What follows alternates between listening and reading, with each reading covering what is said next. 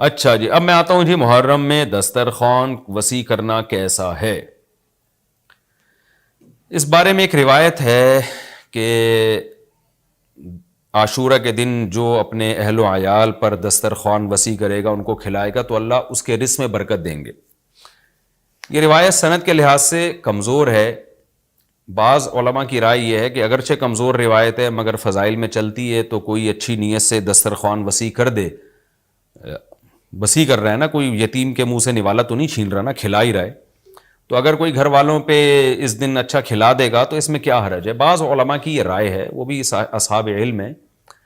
لیکن بندہ ایک کو ہمیشہ سے ایک اشکال رہا ہے کہ جب ایک بالکل بے غبار صحیح حدیث ہمارے سامنے موجود ہے تو اس کے مقابلے میں ایسی کمزور روایت کو ہم کس بیس پہ ترجیح دے سکتے ہیں. ہمارے سامنے جو بے غبار اور بالکل مستند حدیث ہے، جس کی سند پہ کوئی کلام نہیں ہے، وہ ہے روزہ. عاشورہ کے دن روزہ رکھنا چاہیے. روزہ اور دسترخوان آپس میں جمع نہیں ہو سکتے. یعنی عاشورہ کے دن جب آپ دسترخوان وسیع کریں گے تو روزہ کیسے رکھیں گے؟ تو بعض لوگوں نے یہ تعویل کی ہے کہ افطاری میں کر لیں آپ. تو افطاری میں تو 10 تاریخ نہیں رہے گی نا، 11 شروع ہو جائے گی، وہ تو 11 محرم ہو جائے گی. بعض لوگوں نے یہ کہا کہ جی 9 محرم کو جب سورج غروب ہو تو عاشورہ کی رات کو دسترخوان وسیع کر لیں. تو حدیث کے ظاہر سے تو عاشورہ کا دن معلوم ہوتا ہے کہ جب عاشورہ والا دن شروع ہو چکا ہو، یعنی صبح صادق کے بعد. یعنی حدیث میں تکلفات کرنے پڑ رہے ہیں، اس کی تعویلات کرنی پڑ رہی ہیں. تو اس بارے میں علامہ ابن تیمیہ رحمہ اللہ کی رائے ہمیں بہت صحیح معلوم ہوتی ہے. انہوں نے یہ لکھا ہے کہ اصل میں ہوا یہ تھا کہ جب شیعہ حضرات نے عاشورہ کے دن کو منحوس سمجھنا شروع کر دیا کہ یہ منحوس دن ہے اور اس میں غم کا دن ہے، تو بعض سنیوں نے ان کے مخالفت میں نا اس کو خوشی کا دن منانا شروع کر دیا. یعنی ہوتا ہے نا، آپ کسی کی مخالفت میں حد سے تجاوز کرتے ہیں، تو انہوں نے خوشی کے دن کے لیے اس میں کھانے پینے کی روایتیں گڑھ لی، کھاؤ پیو کھلاؤ پلاؤ، تاکہ بالکل ان کی مخالفت ہو. تو حقیقت یہی معلوم ہوتا ہے کہ چونکہ صحیح حدیث میں روزے کا تذکرہ ملتا ہے اور روزہ اور کھلانا پلانا جمع نہیں ہو سکتے. اگر یہ جو دوسری عاشورہ کے میں کھانا کھلانے والی حدیث بھی بالکل بے غبار اور مستند ہوتی نا، تو ہم دونوں کو جمع کر کے تعویلات کر لیتے کہ جی افطار میں کھلا دو اور سارا دن روزہ رکھو، یا نابالغ بچوں کو دن میں کھلا دو اور بڑوں کو روزہ رکھوا دو. تو ہم تعویلات کرتے اگر یہ اسی ٹکر کی حدیث ہوتی. لیکن یہ کمزور حدیث ہے، تو اس کو اتنی صحیح مستند روایت کے مقابلے میں ہم کیسے لا سکتے ہیں؟ تو وہ ابن تیمیہ رحمہ اللہ کی بات کافی معقول معلوم ہوتی ہے کہ بعض شامی لوگوں نے یہ روایت کو گڑھا ہے صرف شیعہ لوگوں کی دشمنی اور مخالفت میں، کہ اس کو خوشی کا دن. تو عاشورہ کا دن تو نہ غم کا دن ہے نہ خوشی کا دن ہے، عبادت کا مقدس دن ضرور ہے، تو برکت کا دن ضرور ہے. تو اس لیے اس میں صحیح بات یہی معلوم ہوتی ہے کہ یہ کھلانا پلانا والا جو روایت ہے یہ ہمیں صحیح معلوم نہیں ہوتی.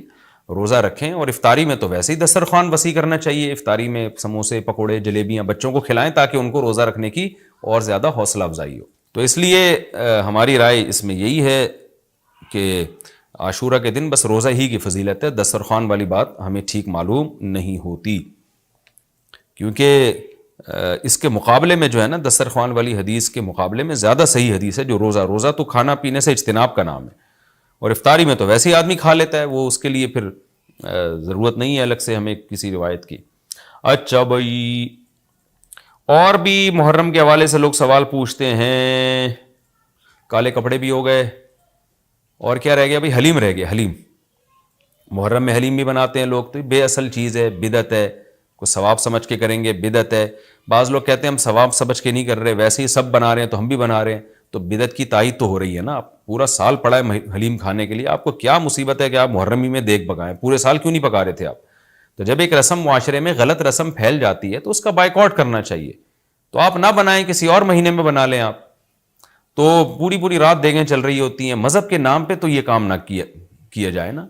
اور جو لوگ کہتے ہیں مذہب کے نام پہ نہیں کر رہے، ہم تو ویسے انٹرٹینمنٹ کر رہے ہیں، تو یار کسی اور دن کر لو بھائی. تم پورا سال پڑا ہوا ہے نا. ہم نے کب کہا ہے کہ آپ دیگیں نہ پکائیں؟ آپ پکائیں، پوری رات گھوٹے لگائیں اس میں، کسی اور دن کر لیں آپ. تو اس لیے اسلام کو بچائیں خرافات سے. اسلام کو ہمارے ذمے ہے کہ ہم اسلام کو اسلام وہی ہے جو نبی لے کر آئے.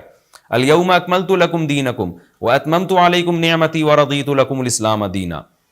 اللہ کہتے ہیں آج کے دن میں نے دین مکمل کر دیا. جب یہ آیتیں نبی پہ نازل ہو گئیں تو اس میں حلیم نہیں تھا، محرم کا حلیم. تو دین مکمل ہو چکا، اس کو رہنے دیں آپ. اور پھر وہی ہے کہ جب آپ روزہ رکھیں گے تو حلیم کھائیں گے کس وقت؟ رات کو آپ کھائیں گے تو رات کو تو ویسے ہی کم کھانا چاہیے. سونے کے لیے اللہ نے رات بنائی ہے, کھانے پینے کے لیے تھوڑی بنائی ہے رات. دن میں آپ نے روزہ رکھنا ہے, تو وہ یہ روزے سے بھی میچ نہیں کر رہا ہے جو حلیم ہے نا. اس لیے اس سے اجتناب کریں, ایوائڈ کریں. جو گلی کے لونڈے لپاڑے بنا رہے ہوتے ہیں ان کو محبت سے سمجھا دیں, یار اگلے دن بنا لو, باز آ جائے ٹھیک ہے, نہیں تو پھر نکل لیں آپ پتلی گلی سے, الجھیں نہیں لوگوں سے.